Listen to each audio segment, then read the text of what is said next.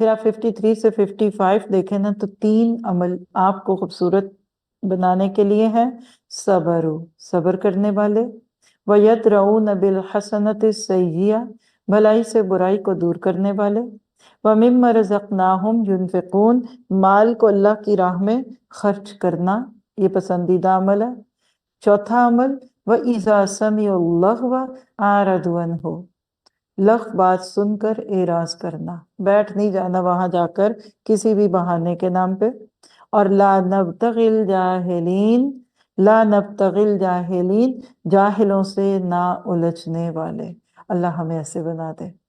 اسلام کو bold Muslims چاہیے، role gold نہیں چاہیے، نقلی نہیں چاہیے، اصلی مسلم چاہیے۔ آپ دیکھیے ایک ہوتا ہے لک لائک گولڈ، ایک ہوتا ہے گولڈ، فرق کیا ہے؟ لک لائک گولڈ چمکے گا لیکن تھوڑی سی استعمال کے بعد خراب ہو جائے گا۔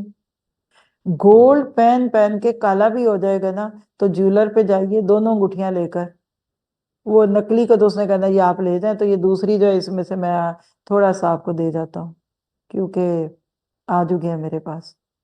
نقلی مسلمان کی کوئی قیمت نہیں ہے، اصلی مسلمان کی قیمت ہے۔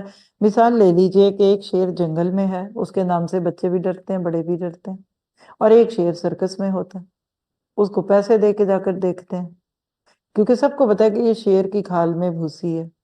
امت مسلمہ کو اس سبق کو سمجھنا ہے کہ آج کا مسلمان نقلی شیر ہے کہ اصلی ہے۔ یہ جو آپ کو کٹ پتلی کے اشاروں کی طرح دنیا نچا رہی ہے نا، ان کو بھی پتہ ہے یہ اندر سے کھوکھلے ہیں۔ اللہ ہمیں سچا دین دے دے اور ایمان کی طاقت دے دے۔